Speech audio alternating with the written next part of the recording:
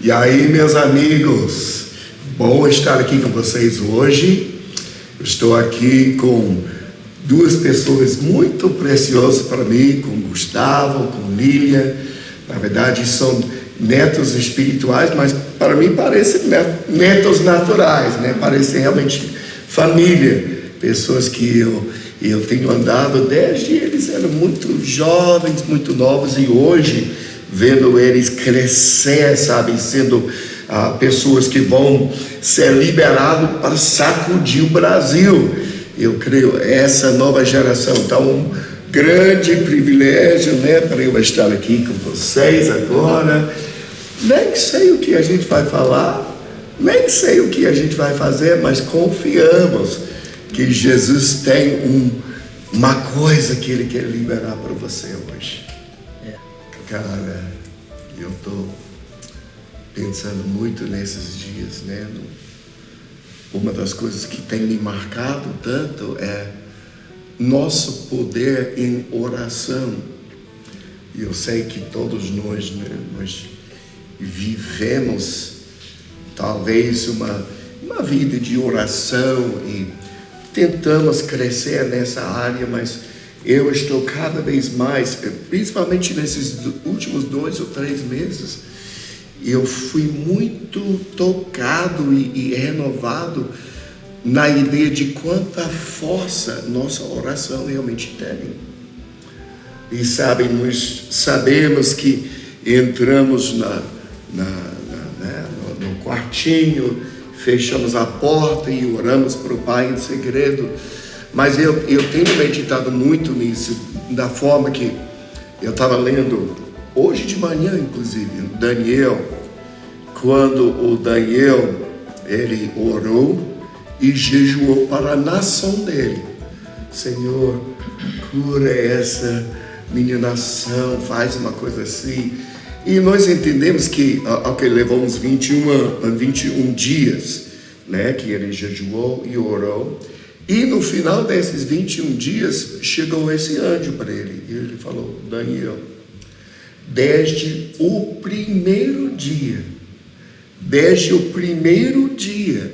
que você se humilhou para orar, suas orações estão ouvindo. E eu estou aqui por causa da sua oração. Mas hoje, nós olhamos situações no mundo. Eu fico marcado até olhando, tipo, agora, uma guerra começando em Ucrânia e Rússia. E sabe, nós entendemos que tem cristãos lá. Tem pessoas lá que Jesus ama, que estão sendo afetados. Então nós levantamos nossas orações e às vezes não vem a resposta tão rápido como nós gostaríamos ver, mas do primeiro dia que nós levantamos nossas orações, Deus está ouvindo. E são certas coisas assim que eu vejo assim, e eu entendo hoje, mesmo que nós não vemos uma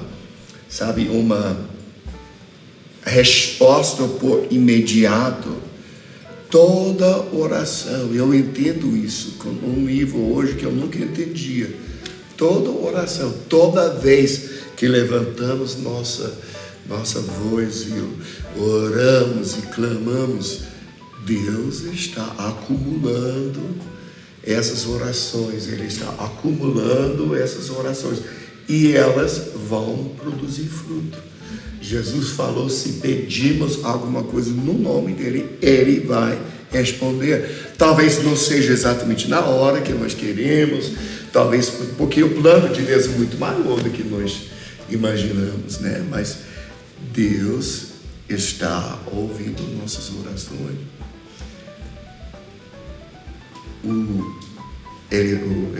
Esse anjo falou para Daniel desde o primeiro dia. E eu estou aqui por causa da sua oração.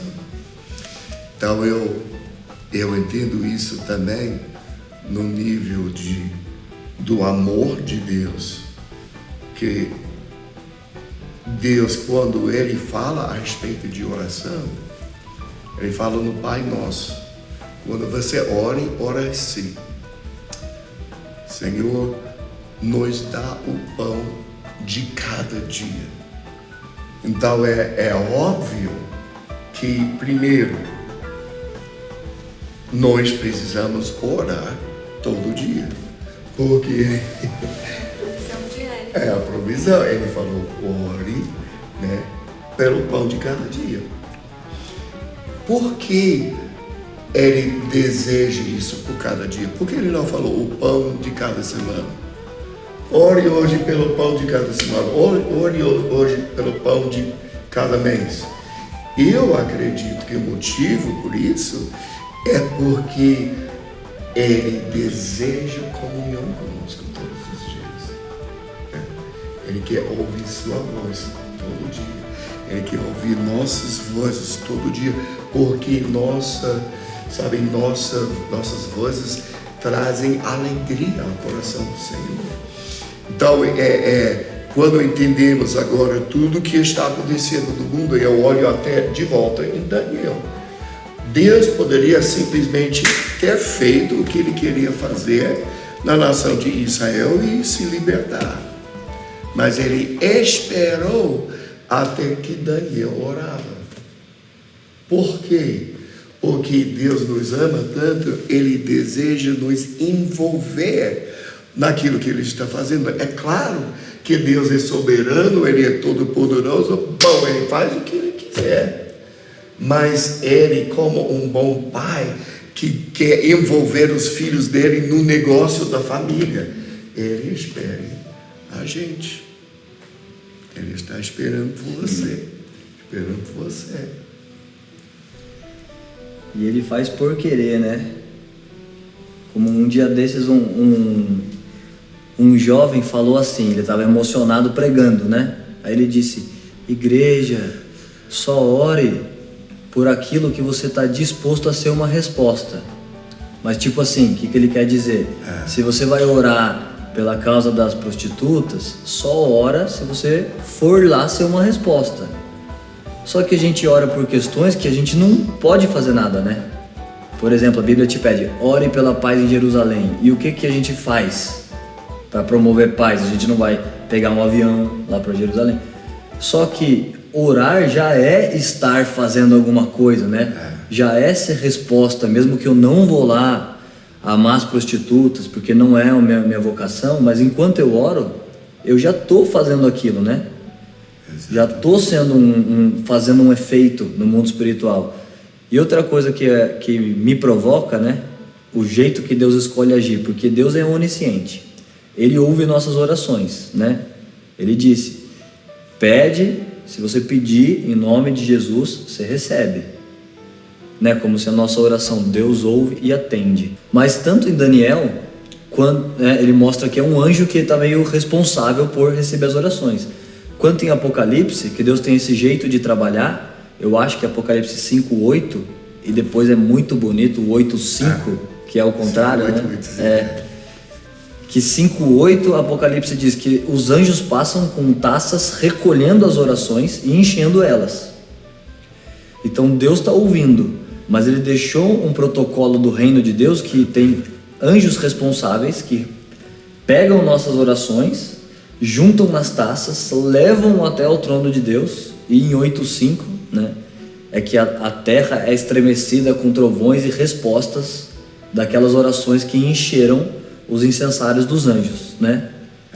Então tem uma coisa, aquele texto que diz: vocês não recebem porque não pedem. Então eu fico imaginando, não sei se é assim, mas eu só imagino, que os anjos estão com taças e eles querem levar até o trono de Deus, mas se você não ora, se você não pede, não enche as taças, não alcançam o trono de Deus e não tem resposta porque você não pediu, então não recebeu. Tudo é um jeito do reino de Deus te provocar a se comunicar, a orar, né? Mesmo que ele já sabe tudo, mas quando você faz, ele já sabe. Só que é uma atitude, uma decisão sua de se aproximar, de levar diante de Deus, de encher a taça dos anjos que levam esses incensos. E essa combinação de texto é muito forte, né? É muito forte. Isso que você comentou, por exemplo, que Daniel orou pela nação, e daí você também comentou sobre a guerra, né? Além de ser uma coisa que Deus quer envolver a gente em negócios de família, como você falou, né? Isso gera um caráter de Jesus na gente, né? Do fato da gente ir interceder por outras pessoas, que o Bu falou, mesmo que eu não tenha uma ação direta com prostituta, mas só o fato de eu parar e em algum momento orar e interceder, isso eu vou estar fazendo em relação à noiva de Cristo, Exatamente. né? Isso me traz um caráter de Jesus, cada vez mais. Eu vejo, porque, sabe, eu acho que tem um pouquinho de erro, às vezes, na igreja moderna. Muitas vezes, então, tipo, a gente até vem, qual é o seu ministério? Qual é o seu lugar? E tipo, como todo ministério precisa acontecer dentro da igreja. E se eu não sou um ministro na igreja, se eu não tenho uma função dentro das quatro paredes da igreja, então eu tenho uma coisa errada comigo. Mas essa oração, como você falou, isso é um ministério, sabe? Servir o Senhor é um ministério. Clamar ao Senhor a favor de outros é exercitando um sacerdócio, conectando pessoas como prostitutas ou pessoas aflitas por guerra, conectando elas com o amor de Deus e o poder de Deus. E todas essas orações sobem e estão sendo colecionadas e preparadas, e no momento certo elas estão sendo liberadas. Eu gosto desse, no Apocalipse 5:8 em 5 e 8, que falam dos anjos que tem uma harpa e taças de ouro. Uma harpa e taças de ouro. Essa na verdade, são as duas dimensões de oração. A harpa representa a adoração e representa simplesmente orando por Jesus para ter intimidade. Mas as taças de incenso falam de orações e intercessões que são para um propósito. E os dois são importantes. Às vezes eu já ouvi pessoas, não, você tem que guerrear. Eles estão só perdendo tempo com a adoração. Ou você vê as pessoas de adoração, vocês que só ficam lá pedindo, sabe? E não sabem que simplesmente ter comunhão com Jesus, a intimidade com Jesus. Mas os dois são corretos. A gente precisa orar, né? A harpa, adorar, ter comunhão, ser conectado a Jesus, mas ao mesmo tempo as taças de ouro, que são intercessões e pedindo coisas para coisas específicas.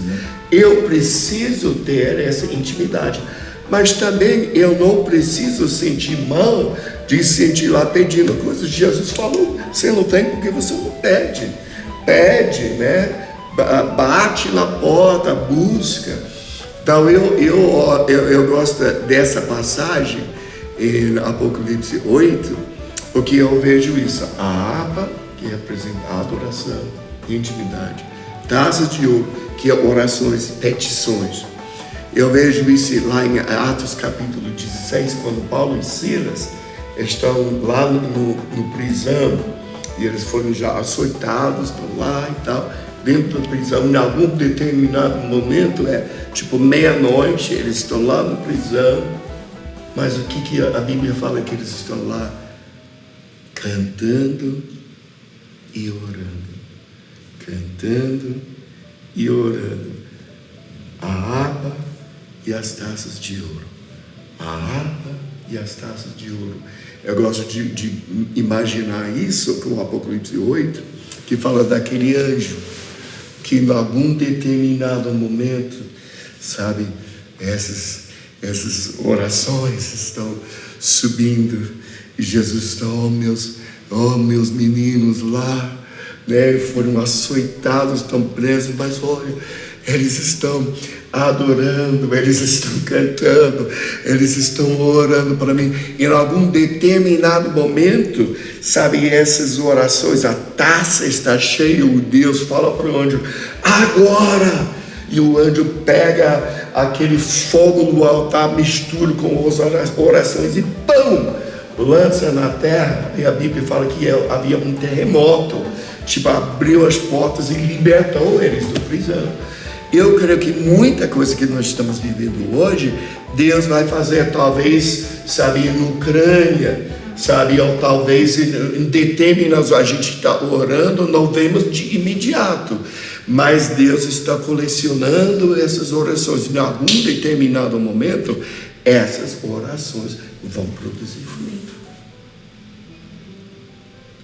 Tem gente que escreve, né? Eu esqueci o nome, um herói da fé, não lembro quem que era. Mas na biografia dele, ele anotava, ele era dono de uma rede de orfanatos. Ele anotava lá, pedidos. E quando ele foi morto, lembra? Que foi encontrado esse caderno de oração dele com milhares de orações que ele, quando Deus respondia, ele falava, Deus respondeu. Alimentou crianças que não tinha como arrecadar alimentos para todos os orfanatos. E ele anotou lá milhares de orações atendidas. Aleluia. Você tem um caderninho lá, Schubert? Eu tenho um caderninho, mas é eletrônico, né? Mas você vai... papel e caneta. Eu gosto de papel. Papel e caneta. Meu caderninho de oração. Não, eu tenho o que eu faço hoje? Eu tenho um caderninho assim, que está no momento que eu estou orando, porque às vezes a gente se distrai. Agora esse é um tip, né? Como fala? Dica. Dica, agora para quem está orando, porque vem uma coisa assim, meu Deus, eu preciso pagar uma conta, eu preciso fazer isso, e distrai a gente. Eu preciso olhar uma coisa na internet, quanto é o dólar hoje, eu sei lá. Mas quando essas coisas vêm, eu escrevo imediatamente, tipo nesse caderninho ao meu lado, e continuo orando. Que daí tira da mente, né? Tira da mente, porque senão eu vou ficar lá. Sim, vai ficar voltando aquilo, né? Nossa, Então, essa dica... Essa é uma dica. Sabe o que eu também faço agora? Porque às vezes eu estou no momento que eu estou orando e eu estou meio quase caído no sono. Então eu comprei, sabe, aquela é uma almofada de yoga, mais ou menos desse tamanho, e essa é assim, e é super desconfortável. Então fica lá e senta lá esse negócio assim, pra não tem nenhum jeito para eu sem cair chance no pra sono. dormir, sem chance. Mas, cara, eu vejo, e eu estou estudando muito este ano o livro de Apocalipse e tudo, e eu fico tão impressionado de ver no final da história que Jesus volta, e ele volta para, né, a Bíblia fala que é uma coisa muito violenta, que ele mata todos os reis da terra num só dia. Agora, quando a gente fala, o que? Mas o que está acontecendo hoje, sabe, os governos do mundo são corruptos. E cada vez mais eles querem tirar nossos direitos. Eles querem acabar com o cristianismo nas nações e tudo. E esse vai continuar desenvolvendo. Então, Jesus está vindo, em algum momento, ele vai acabar com os líderes políticos e presidentes e reis corruptos do mundo que querem atrapalhar a vida dos cristãos. Então é por isso o final, porque nós sabemos, agora não posso falar tudo isso agora, né? Mas Babilônia representa o governo humano. A Torre de Babel, Nimrod que construiu, ele foi o primeiro político. Então, o governo dos homens é sempre corrupto. E por isso que Jesus veio na terra, ele falou, eu venho estabelecer o meu reino. Reino significa só governo. E a direção que o mundo está indo, sabe, é cada vez mais as nações do mundo unindo cada vez mais. E eu vejo até as coisas de Covid, as coisas de aquecimento global, as coisas agora da guerra da Rússia, todas essas coisas puxando os governos juntos, né, para estar trabalhando contra as coisas de Deus, o espírito de anticristo. Vamos todos trabalhar juntos, sabe? Vamos acabar com esse livro de ódio que fala que as outras religiões são falsas, que o homossexualismo é pecado. Vamos proibir esse livro de ódio. Gente, está chegando e as nações do mundo, os governos do mundo estão se reunindo para tentar formar uma ordem. E Jesus, no final da história, Jesus volta para acabar com tudo isso, porque Ele ama tanto, né? Ele nos ama tanto, que Ele vem uma resposta para proteger o povo dele. Para mim não hoje é uma coisa para entender, sabe, que o amor de Deus e o juízo de Deus não estão em conflito, né? O amor de Deus, Deus é o amor, mas o amor dele é consumidor, todo consumidor. Então ele ama tanto que o amor dele, o juízo dele, ele vem para acabar com tudo que atrapalha esqueci a palavra em português. Estabelecimento. A palavra impede. Tudo que impede o amor, sabe, ele vai vir e acabar. Então eu vejo muito que exatamente isso que está acontecendo. O nosso mundo está ficando cada vez mais corrupto, vai continuar, os governos vão ficar cada vez mais corruptos, mais rígidos, e tudo isso está caminhando nessa direção.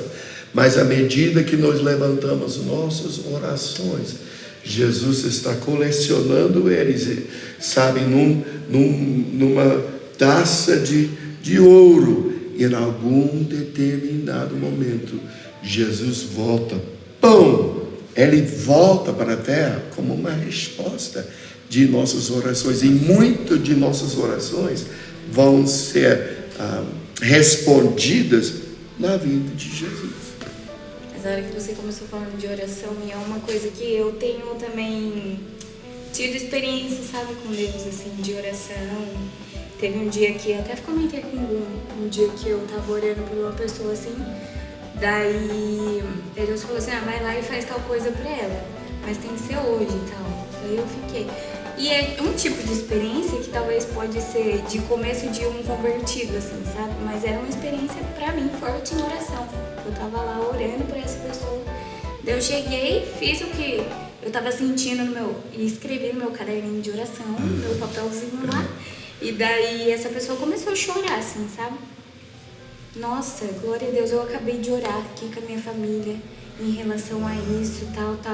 Eu já fiquei assim, nossa, eu fiquei impactada, né? Porque eu sempre penso na preciosidade de você estar em intimidade com Deus, de você estar escutando a voz dele, realmente você fazer parte daquilo que ele quer, né? Estabelecer com a noiva dele. E você tá ali junto, né? Tipo, você é um filho dele, então você faz o que ele tá mandando. E foi... Porque tem intimidade no coração e ele consegue falar com você. Faz isso e usa você para responder à oração que a pessoa está orando. Você é forte demais.